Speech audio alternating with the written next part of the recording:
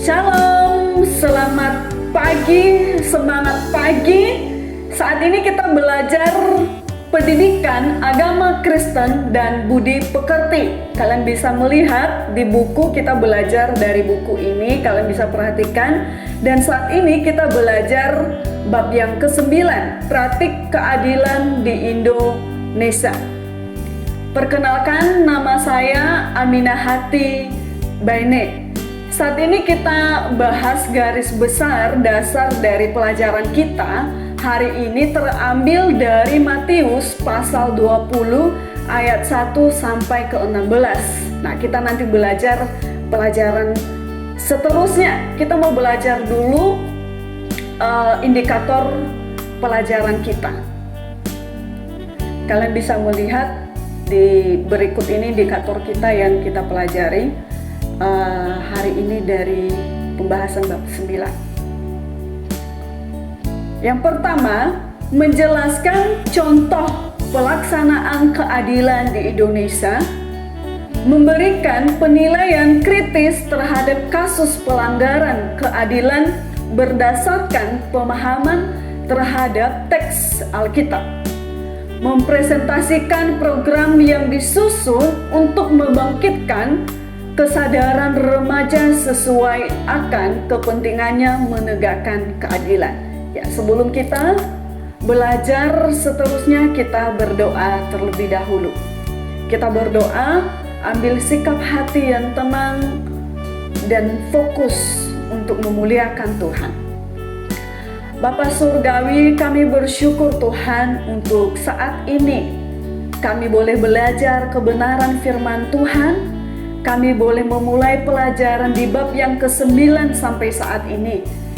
Mohon sertai kami saat ini Tuhan, beri kami hati, pikiran yang fokus untuk dapat mengerti, memahami isi pelajaran dan kebenaran firman-Mu saat ini. Beri kami hati, jiwa semangat yang memiliki keadilan bagi orang-orang di sekitar kami ya Tuhan. Berkati kami saat ini, berkati guru kami, berkati setiap teman-teman kami yang belajar di bab yang 9 saat ini. Biarlah damai sejahtera yang selalu menyertai hati dan pikiran kami. Kami sambut pelajaran ini Tuhan dengan penuh ucapan syukur dan penuh sukacita. Hanya di dalam anak-Mu Yesus Kristus kami berdoa dan mengucap syukur. Haleluya. Amin. Ya. Kita masuk di bagian yang pertama, bagian A, pengantar dari pelajaran kita. Judul pelajaran ini adalah praktik keadilan di Indonesia. Setelah mengkaji tentang demokrasi dari perspektif Alkitab, kita akan menerapkan pemahaman yang kita miliki ini dalam menyoroti praktik keadilan di Indonesia. Perjalanan demokrasi sebagai wujud keadilan di Indonesia menjadi perhatian bagi negara-negara lain. Misalnya saja Amerika Serikat dengan jumlah penduduk yang sangat banyak, paling banyak se-Asia Tenggara, paling banyak untuk jumlah penduduk Muslim sedunia. Maka Indonesia memiliki peran strategis di mata bangsa-bangsa lain. Peran ini adalah dari segi ekonomi, politik, budaya, dan lain-lain. Misalnya saja, secara ekonomi, Indonesia sering dijadikan sasaran untuk pemasaran produk dari luar negeri. Secara politik, Indonesia diharapkan berperan untuk menjaga perdamaian di wilayah Asia Tenggara, khususnya, dan di Asia Pasifik. Beberapa kali di Indonesia diminta menjadi mediator di antara pihak-pihak yang berkonflik. Misalnya, di Indonesia menjadi mediator untuk perjanjian damai antara MNLF dan Filipina sejak 1993. Peran ini berhasil dijalankan dengan baik sampai disepakatinya perjanjian damai pada tanggal 2 September 1996 di Milia, Filipina. Juga kepemimpinan di Indonesia di APEC, Asia Pasifik Ekonomi Corporation membuka peluang untuk kerjasama di bidang ekonomi agar terjadi pertumbuhan ekonomi yang lebih baik di antara negara-negara anggota APEC. Lepas dari keberhasilan ini semua, apakah keadilan di Indonesia sudah berjalan dengan baik? Dari hal-hal apa saja kita dapat menilai keberhasilan atau kemunduran praktik keadilan di Indonesia? Inilah yang akan kita bahas dalam pelajaran kali ini. Pelaksanaan demokrasi sebagai cermin keadilan menjadi salah satu ukuran bahwa suatu negara adalah negara yang sukses, bukan negara gagal. Ingat pembahasan di bab yang ketiga. Sebelum kita membahas praktik keadilan di Indonesia, perlu kita pahami dulu tentang kaitan antara demokrasi dan keadilan. John Rawls 2003, seorang filosof dari Amerika Serikat dan tokoh di bidang filosof, moral, dan politik menyatakan bahwa keadilan adalah dasar bagi interaksi manusia yang sifat multidimensi dengan institusi. Tujuannya adalah agar ada keseimbangan antara demokrasi dengan keamanan sehingga tercapailah kestabilan di dalam masyarakat.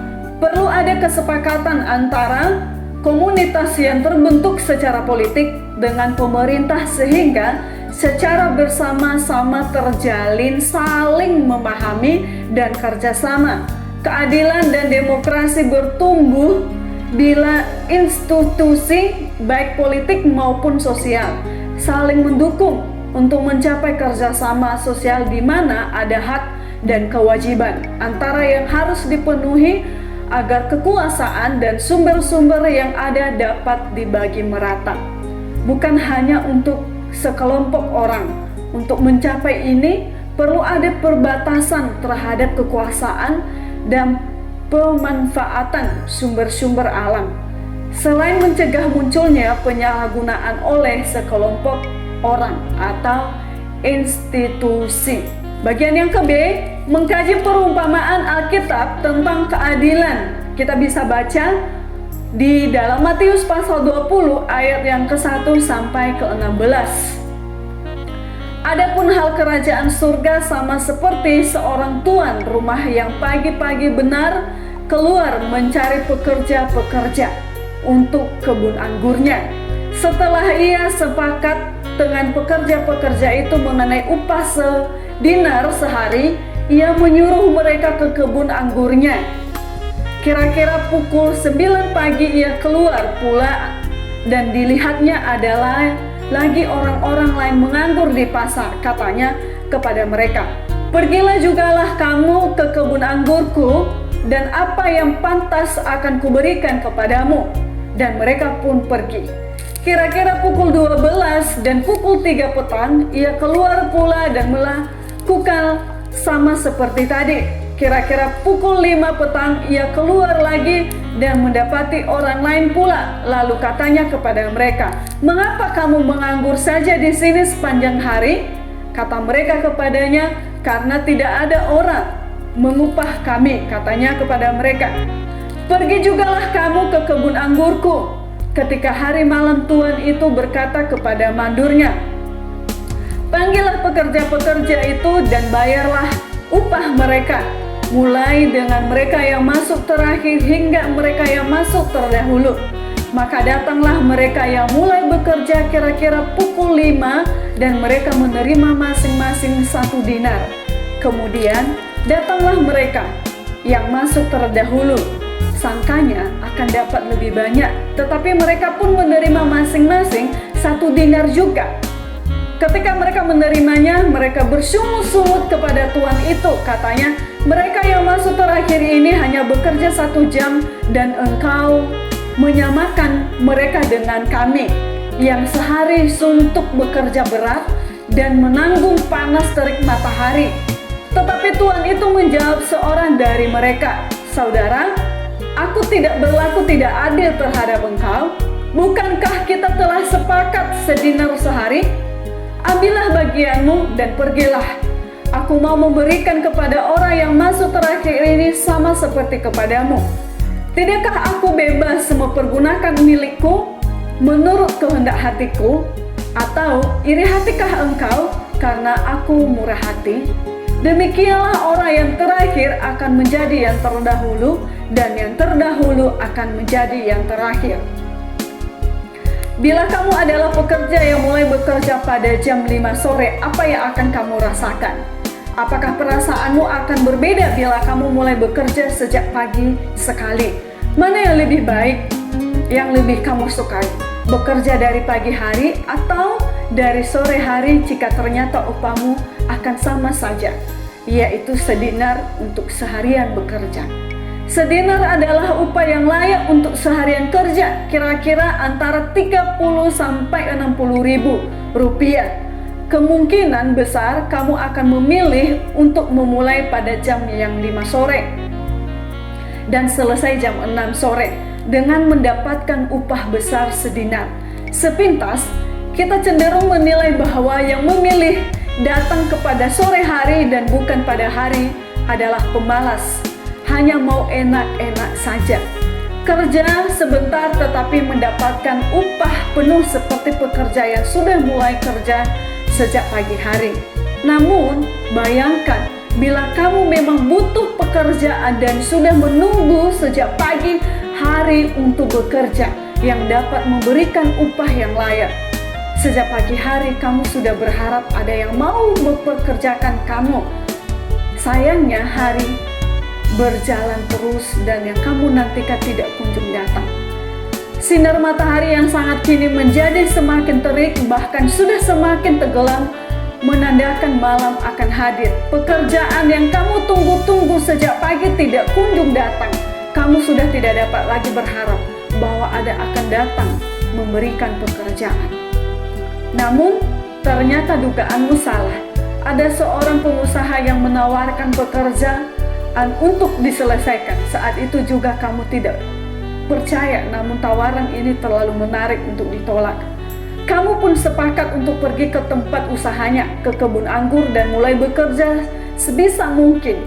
Di situ kamu melihat sudah ada sejumlah pekerja, bahwa ada yang sudah mulai bekerja sejak pagi-pagi sekali. Dalam hati, kamu iri terhadap mereka yang sudah memiliki pekerjaan sejak pagi hari, sedangkan kamu berharap seharian tanpa kepastian. Apakah kamu akan mendapatkan pekerjaan? Akan tetapi kamu singkirkan rasa iri itu dan langsung bekerja sebaik-baiknya, sambil berharap agar esok hari kamu tidak terlambat untuk mendapatkan pekerjaan. Menunggu dalam ketidakpastian sungguh tidak enak, apalagi jika ada anggota keluarga di rumah yang juga menunggumu pulang sambil membawa uang untuk membeli makanan. Kini jam 6 sore tiba, saatnya para pekerja berhenti bekerja. Kamu juga sudah harus berhenti, padahal kamu berharap dapat bekerja lebih lama agar upah yang diterima dapat cukup untuk membeli makanan. Dalam hati, kamu tahu bahwa kamu tidak bisa berharap untuk mendapatkan upah yang sama besarnya dengan yang sudah mulai bekerja dari pagi hari. Namun mendapatkan upah walaupun sedikit masih lebih baik daripada tidak sama sekali. Ternyata namamu dipanggil lebih dahulu oleh sang mandor. Kamu diberikan uang sedinar sebagai upahmu bekerja sejak jam 5 sore tadi. Kamu bersyukur ternyata bekerja sejam diberikan upah yang layak, seakan-akan kamu bekerja seharian penuh. Apakah kau bersyukur untuk upah yang kamu terima? Tentu saja bersyukur. Kamu akan mendatangi sang pengusaha dan menyatakan ungkapan syukurmu untuk kebaikan hatinya. Tapi tunggu dulu, pada saat itu juga kamu mendengar gerutuk dan omelan dari pekerja yang mulai bekerja sejak pagi hari.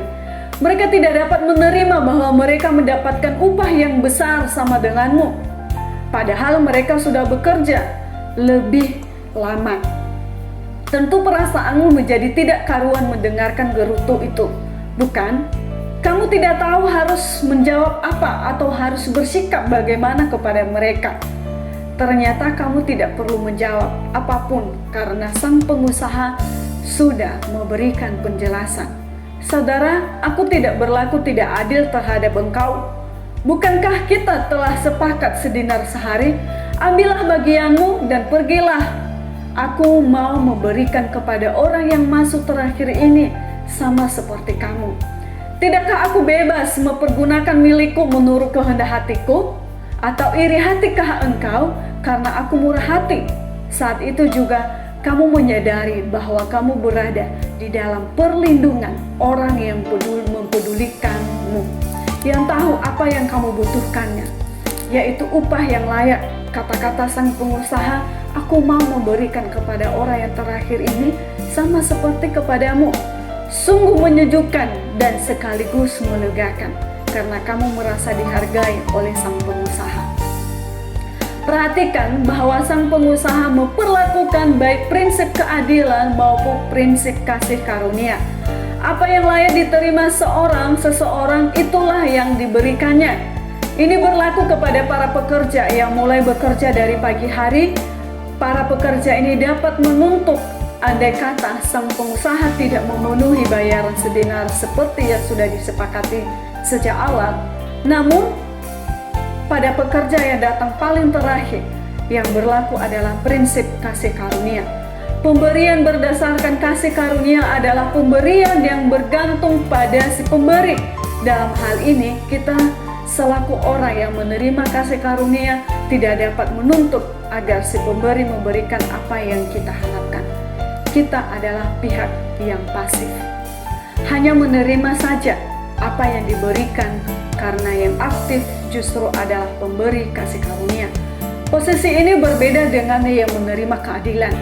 Diperlakukan adil adalah sesuatu yang perlu kita perjuangkan, karena itu merupakan hak. Bagian yang kecil, contoh menuntut keadilan dan demokrasi. Artikel di bawah ini adalah contoh menuntut keadilan dan demokrasi yang memberikan bukti bahwa seorang remaja berusia 17 tahun ternyata sanggup menggerakkan teman-teman sebaya untuk menuntut hak mereka dari pemerintah. Tribunnews.com Hong Kong, artikel ini menyatakan, jangan tertipu dengan tampilan fisiknya, meski badannya terbilang kurus dan memiliki wajah seperti kutu buku. Joshua Wong, umur 17 tahun, merupakan aktivis pro-demokrasi di Hong Kong yang paling ditakuti oleh pemerintah Tiongkok.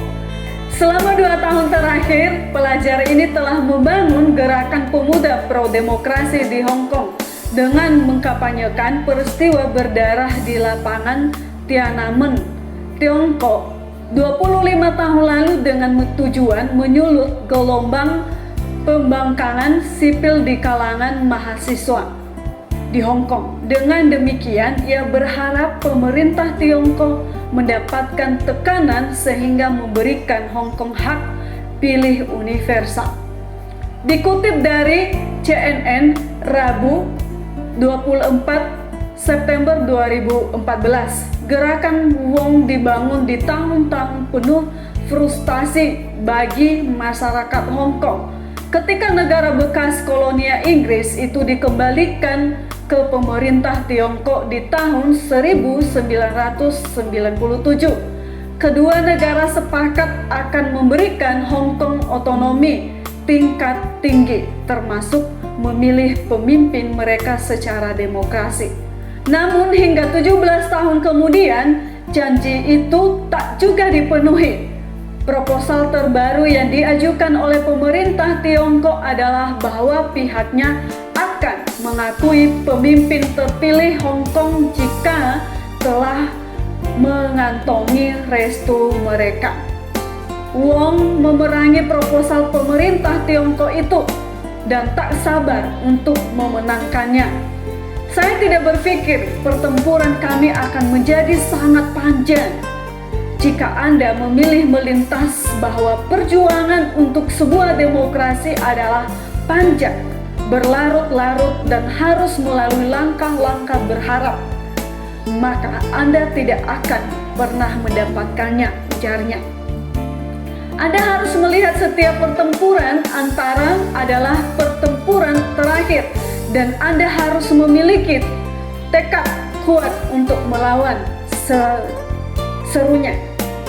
Jika pemberontakan Wong terhadap pemerintah Tiongkok dapat dilacak sejak ia berusia 15 tahun, kala itu Wong muda menyatakan menolak materi patriotik pro-komunis nasional dan pendidikan moral ke sekolah-sekolah umum di Hong Kong. Dengan bantuan dari beberapa teman, Wong membentuk kelompok aktivis mahasiswa yang disebut Skolaris.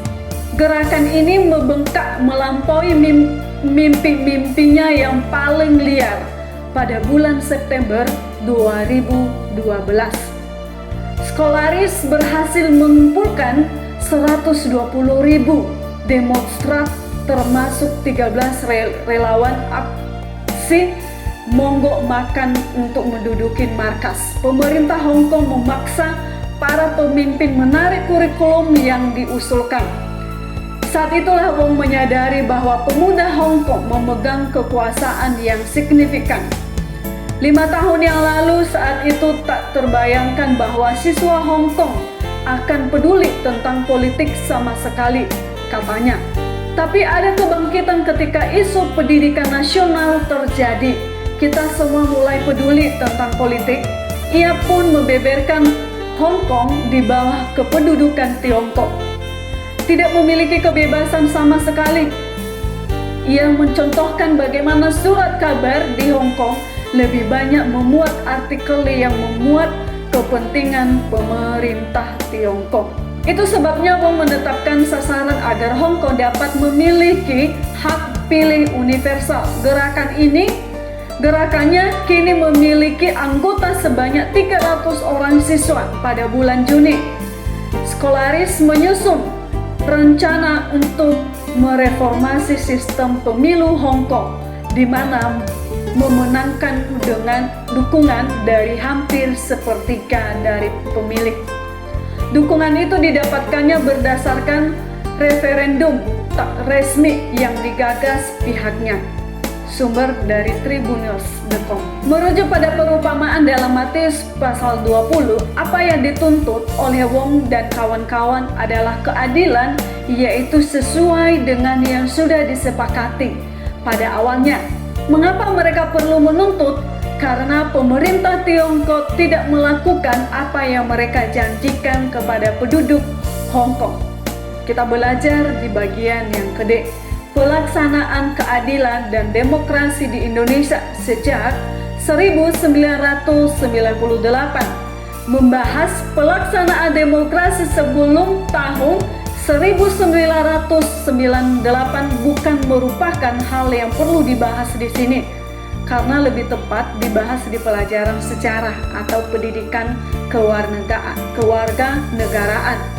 Kini kita hidup di era reformasi yang diawali dengan ketidakkepuasaan rakyat terhadap pemerintahan saat itu. Dapat dikatakan bahwa demokrasi di Indonesia menunjukkan perkembangan menuju perbaikan sejak tahun 1998 yang merupakan salah satu tonggak sejarah di Indonesia. Ini adalah tahun di mana pemerintah Soeharto berakhir dan tampuk pemerintahan beralih ke B.J. Habibie selaku Presiden Republik Indonesia yang ketiga. Pemerintah Soeharto disebut Orde Baru yang dikejam karena menggunakan pendekatan otoriter, walaupun masa itu disebut juga dengan demokrasi Pancasila. Orde Baru memang menggantikan rezim Orde Lama di bawah pemerintahan Presiden Soekarno. Reformasi ini diwujudkan di dalam kehidupan berpolitik dan bermasyarakat yang sifatnya menjadi lebih bebas dan terbuka. Indonesia Innsmouth 2013, kebebasan dalam berpolitik misalnya adalah kebebasan untuk mendirikan partai politik yang memiliki visi misi yang berbeda dari partai politik yang sudah ada pada kepemimpinan Soeharto. Secara lebih rinci, pencapaian Habibie dalam bidang reformasi ini adalah: 1. Memberikan kebebasan pers. 2. Pendirian partai politik dan sejumlah serikat, misalnya Serikat Buruh Bagian yang ketiga, pembebasan sejumlah narapidana politik. Bagian yang keempat, pembebasan periode ke presiden menjadi maksimal 2 kali 5 tahun. Dan yang kelima, pelimpahan sebagian kewenangan dan kekuasaan ke pemerintahan daerah. 6. Penyelenggaraan pemilihan umum pada tahun 1999. Walaupun pemilihan presiden sebelumnya baru saja dilakukan pada tahun 1998 oleh Dewan Perwakilan Rakyat. Sayangnya pada masa itu juga mulai muncul tindakan kekerasan seperti yang terjadi di Ambon, Kalimantan Barat, Jawa Timur, dan Kupang tidak mudah ditelusuri siapa pelakunya. Pada masa inilah kemerdekaan Timur diakui oleh pemerintah Indonesia. Pada tahun 1999 sebagai tindak lanjut dari reformasi dalam bidang politik, rakyat Indonesia mengikuti pemilihan umum untuk memilih partai politik yang sangat itu berjumlah 48 partai. Tentu saja banyak dari partai politik ini yang tidak mendapatkan suara karena memang kurang dikenal oleh masyarakat luas terkait dengan umur yang masih pendek sebagai suatu partai. Salah satu partai yang mendapatkan dukungan luas adalah Partai Demokrasi di Indonesia. Perjuangan yang didirikan oleh Megawati Soekarno Putri, putri sulung dari Soekarno, Presiden pertama Indonesia. Partai lainnya adalah Partai Kebangkitan Bangsa yang didirikan oleh Abdurrahman Wahid yang juga merupakan tokoh NU. Wujud demokrasi yang muncul dalam pemilihan umum ini adalah bahwa Dewan Perwakilan Rakyat memiliki wakil-wakil dari Pulau Jawa maupun luar Jawa yang dibuat menjadi sama besar. Tidak lagi lebih banyak wakil dari Pulau Jawa. Presiden Habibie digantikan oleh Presiden Abdurrahman Wahid Gus Dur pada tahun 1999. Contoh pembaharuan yang terjadi pada masa ini adalah pengangkatan menteri kabinet yang berasal dari partai politik dan mengurangi peranan dari Tentara Nasional Indonesia dan Angkatan Bersenjata Republik Indonesia. Padahal sejumlah konflik dan tindakan kekerasan yang muncul di Indonesia memang perlu ditangani oleh TNI dan AMRI. Sementara itu korupsi tetap terjadi dan melibatkan menteri-menteri yang berasal dari partai politik yang utama. Pada masa pemerintahan Gus Dur, reformasi diwujudkan dalam bentuk antara lain: 1. Kebebasan pers semakin luas karena Departemen Penerangan dihapuskan. Kedua, kelompok Tionghoa mendapatkan pengakuan lebih besar melalui kemudahan dalam mengurus dokumen kewargaan negaraan dan penetapan Hari Raya Imlek sebagai hari libur nasional. 3. Mengakui Konghucu sebagai salah satu kepercayaan yang ada di kalangan rakyat Indonesia.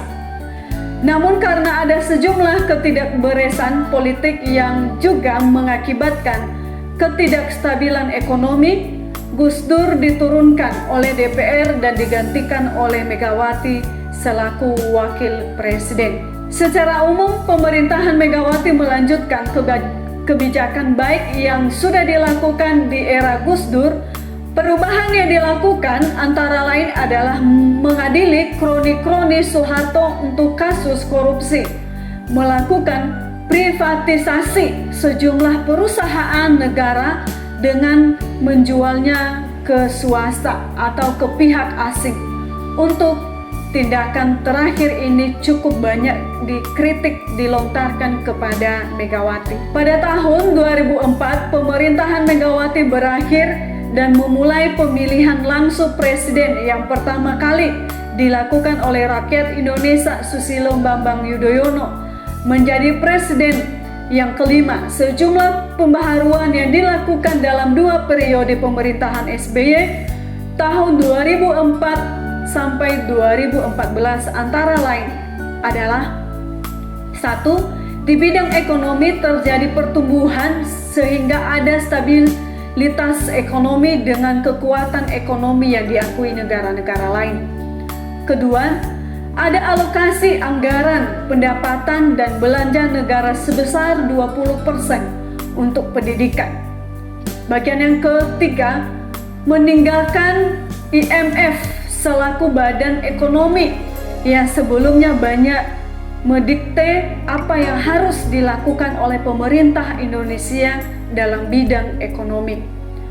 4. Peningkatan kinerja Komisi Pemberantasan Korupsi untuk menuntaskan kasus-kasus korupsi.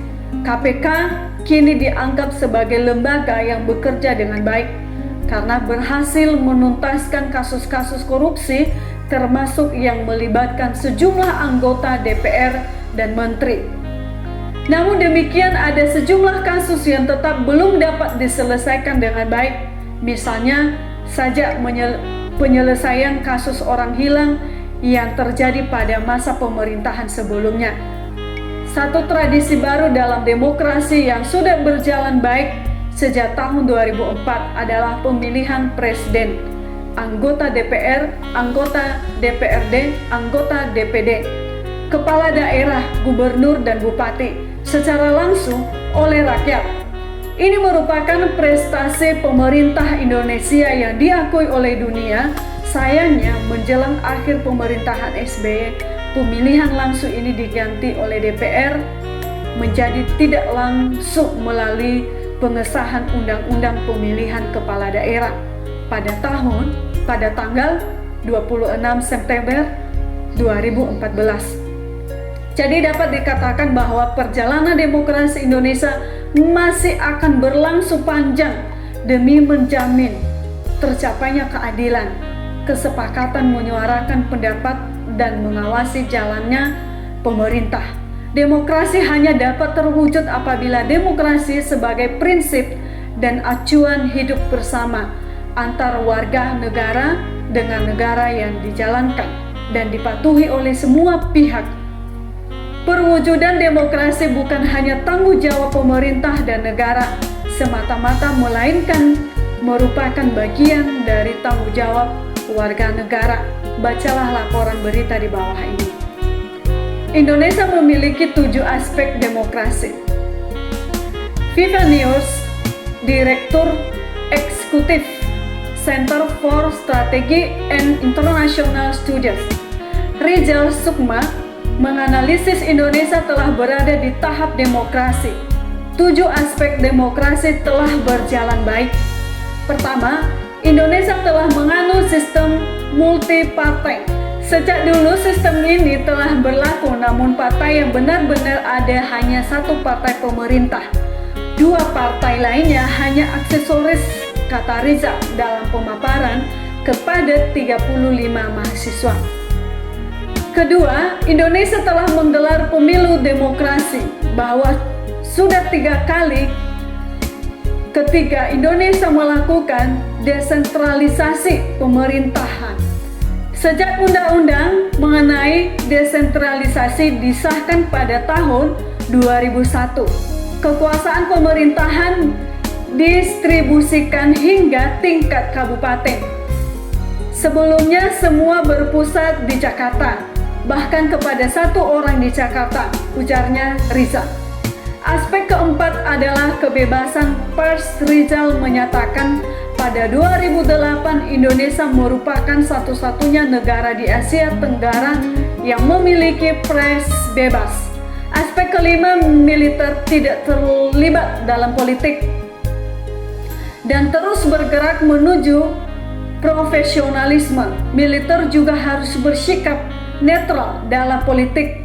Ini agenda yang belum selesai, kata Rizal di hadapan para mahasiswa dari Universal yang menurut majalah Forbes terbaik di Amerika Serikat itu. Aspek keenam, Indonesia menunjukkan bahwa kekuatan politik berbasis Islam bisa bermain di dunia politik dengan mengikuti aturan main. Dan ketujuh, kekuatan masyarakat sipil semakin meningkat melalui lembaga swadaya masyarakat atau organisasi lainnya. Dari laporan di atas tersirat bahwa demokrasi Indonesia telah berjalan baik karena negara kita memiliki 7 aspek pentingnya: sistem multipartai, pemilu yang demokrasi, desentralisasi pemerintahan, kebebasan pers, militer yang tidak terlibat politik, kekuatan politik Islam dalam dunia politik yang pluralistik, dan kekuatan masyarakat sipil. Tetapi seberapa jauh hal di atas dapat kita setujui? Laporan di atas jelas menunjukkan masih banyak pekerjaan rumah yang harus dijalankan oleh bangsa Indonesia supaya kita benar-benar dapat mewujudkan negara dan bangsa yang demokratis dan adil sesuai dengan apa yang dirumuskan oleh Pancasila. Sejumlah penelitian menunjukkan bahwa berjalannya demokrasi dengan baik terkait erat dengan kesejahteraan masyarakat dalam situasi di mana sangat banyak penduduk yang miskin dan terdapat kesenjangan yang luas antara penduduk kaya dengan penduduk miskin. Keadilan dan demokrasi sulit terwujud. Mengapa begitu? Karena kesenjangan antara kelompok kaya dan kelompok miskin muncul akibat ada kelompok penguasa yang membiarkan situasi kesenjangan untuk kepentingan mereka. Kondisi Indonesia yang masih dikategorikan memiliki banyak korupsi, termasuk hal yang memprihatinkan. Pemerintah dan rakyat Indonesia perlu bekerja keras untuk membasmi korupsi yang sudah dianggap terstruktur dan masif. Rencana Bank Dunia dalam membangun kemitraan dengan Indonesia menunjukkan bahwa tingkat korupsi yang tinggi menjadi hal yang harus dapat ditangani oleh pemerintah Indonesia agar dapat menjamin masyarakat Indonesia yang sejahtera. Kondisi bahwa 40% masyarakat Indonesia hidup di ambang kemiskinan dengan pengeluaran sebesar 1,5 dolar Amerika per hari sangatlah memprihatinkan. Inilah hal-hal yang harus dibereskan sebelum demokrasi berjalan dengan baik di negara Indonesia. Bagian yang ke-E, memupuk sikap adil sejak dini. Sama seperti halnya memupuk demokrasi, sikap adil harus dipupuk sejak dini. Kita tidak bisa memiliki sikap adil bila kita tidak pernah merasakan diperlakukan adil. Dengan kata lain, pengalaman diperlakukan dengan adil akan memupuk sikap adil terhadap orang lain. Dari mana kita merasakan diperlakukan dengan adil? Tentunya dari pengalaman di keluarga dan sekolah sebagai unit dan lembaga pertama yang dialami oleh individu. Seluruh pihak yang terlibat harus sepakat bahwa keadilan harus ditegakkan dan kepedulian terhadap sesama memang mewarnai keputusan yang diambil dan tindakan yang dilakukan. Sejak kecil, orang tua hendak tidak membeda-bedakan antara anak yang satu dengan anak yang lain. Tidak boleh ada anak yang menganggap bahwa dirinya lebih istimewa dari saudara-saudara kandung lainnya, maupun menganggap diri lebih istimewa daripada orang lain. Di pembahasan sebelumnya kita sudah tahu bahwa untuk memupuk sikap demokrasi sejak dini, orang tua perlu menerapkan pola asuh yang demokratis, yaitu yang memberi kesempatan kepada anak untuk menyuarakan pendapat mereka yang mungkin saja berbeda dari pendapat orang tua. Penghargaan kepada pendapat anak akan memupuk rasa percaya diri anak yang berakibat pada munculnya rasa menghargai orang lain juga. Melengkapi sikap demokrasi ini, sikap adil ditumbuhkan bila individu merasa bahwa ia sama berharganya dan sama istimewanya dengan orang-orang lain. Dasar dari inilah bahwa setiap orang sama berharga di hadapan Allah. Beberapa penelitian, misalnya H.W. Kate Brown Hardwick menunjukkan bahwa seorang anak yang berusia 5 tahun pun sudah memiliki kemampuan empati, yaitu belas kasihan kepada orang lain. Tentunya rasa belas kasihan tidak mendadak tumbuh begitu saja, namun karena memiliki rasa tidak tega melihat orang lain mengalami kekurangan dibanding dengan dirinya. Anak-anakku, teman-temanku, kita ada tugas. Di sini ada beberapa tugas ya, ada 3. Yang pertama, tuliskan dalam maksimal 4 kalimat tentang pemahaman yang kamu miliki mengenai keadilan di Indonesia. Tentu kita punya pemahaman masing-masing tentang keadilan di Indonesia yang sudah terwujud ya, atau mungkin keadilan di Indonesia yang masih belum terwujud juga ada. Salah satu contoh yang belum terwujud di Indonesia, keadilan pemberian upahan pekerja setiap daerah masih belum rata. Contohnya pekerja yang di Jakarta, Surabaya itu berbeda, UMR-nya itu sangat berbeda, tidak ada sama ratanya. Di Kalimantan juga beda, jadi tidak ada sama rata pemberian upahan terhadap pemberi upahan itu sendiri oleh pemerintah itu sendiri. Bagian yang kedua, apa saja tindakan yang pernah kamu lakukan yang menunjukkan bahwa kamu menjunjung tinggi nilai keadilan dan kepedulian. Sebutkan minimal 2. Ya, pasti kita pernah berlaku adil dengan teman-teman kita yang pastinya. Contohnya, saya sebagai guru agama, ketika saya memberikan tugas kepada setiap murid, saya harus memberikan tugas itu sama rata dengan adil, yang tentunya sesuai dengan kemampuan mereka masing-masing. Karena keadilan itu tidak mesti harus sama rata, ya. Tetapi keadilan itu melihat sesuatu kesepakatan dari awal. Kita udah baca dari awal. Keadilan itu adalah suatu kesepakatan dari awal yang kita sudah sepakati.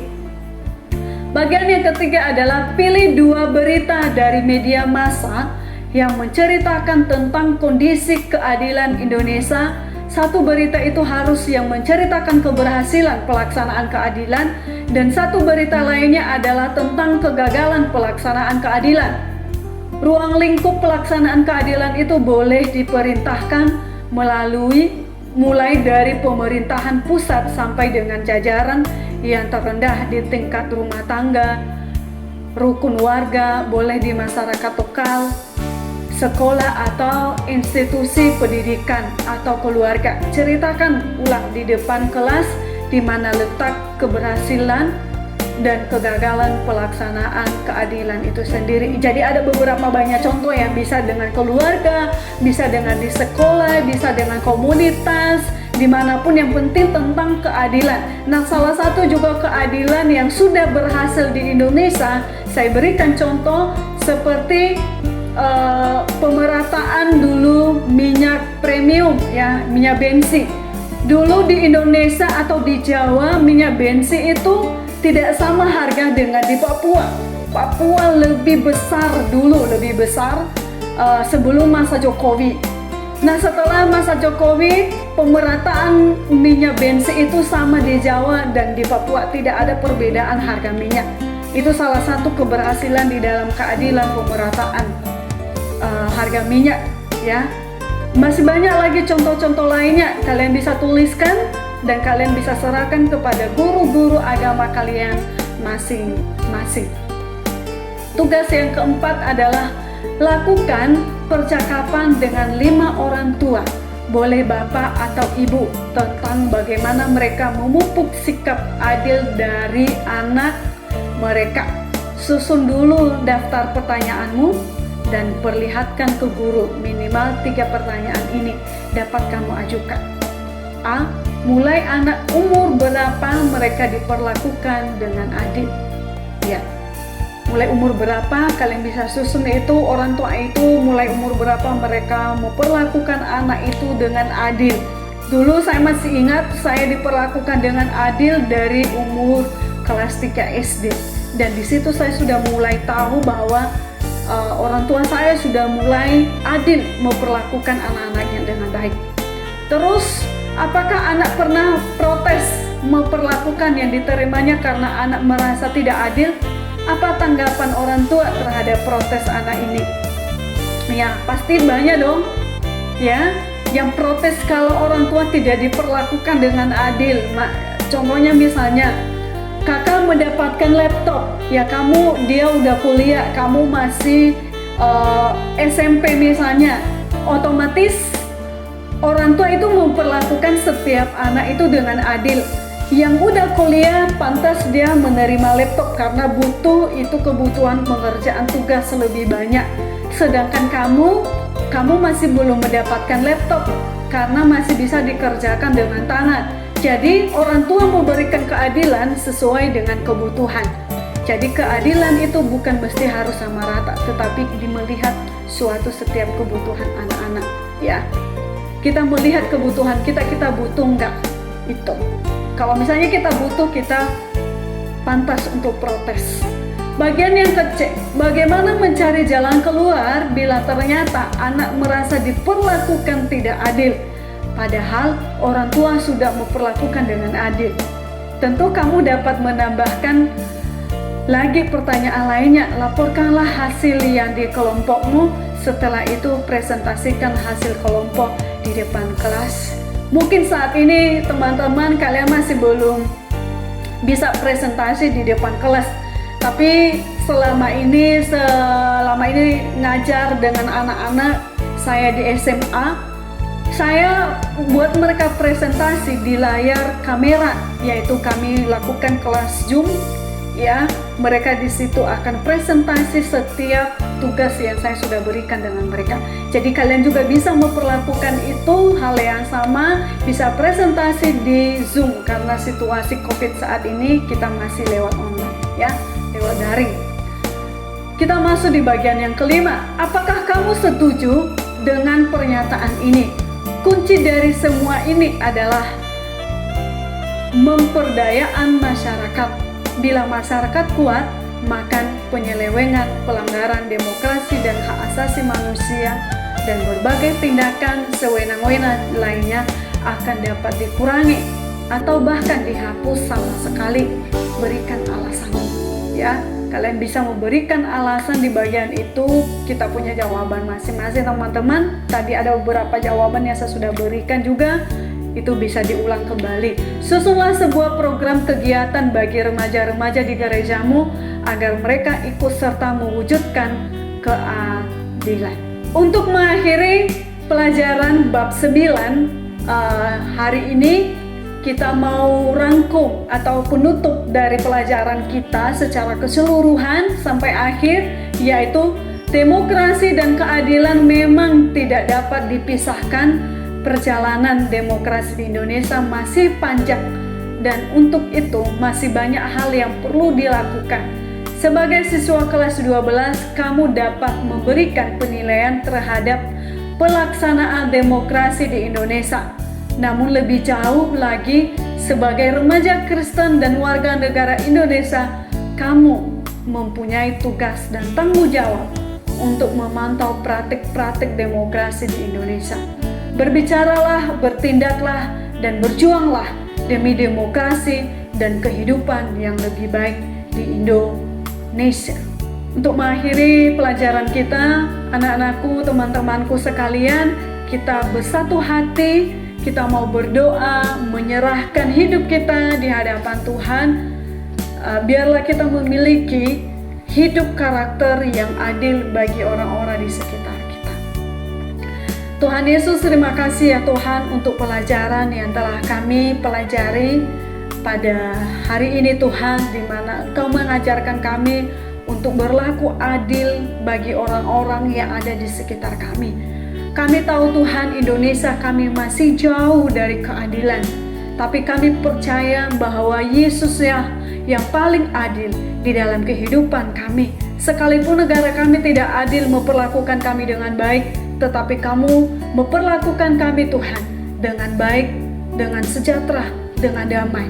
Terima kasih Tuhan Yesus, dan biarlah karakter dari sifat yang telah Tuhan berikan bagi kami boleh mengaplikasikan di dalam hidup kami masing-masing, di dalam kehidupan komunitas kami di gereja, komunitas kami di sekolah, komunitas kami di rumah kami masing-masing, keluarga kami, dan terlebih dengan komunitas di dalam pemerintahan nantinya. Biarlah kami boleh berlaku adil bagi orang-orang di sekitar kami, Tuhan, sehingga kami menjadi garam dan terang dunia di mana kami berada. Terima kasih Tuhan, hanya di dalam anak-Mu Yesus Kristus kami berdoa dan mengucap syukur. Haleluya, amin. Terima kasih anak-anakku sekalian sudah mengikuti pelajaran dari awal hingga sampai selesainya. Sampai ketemu di hari berikutnya. Shalom.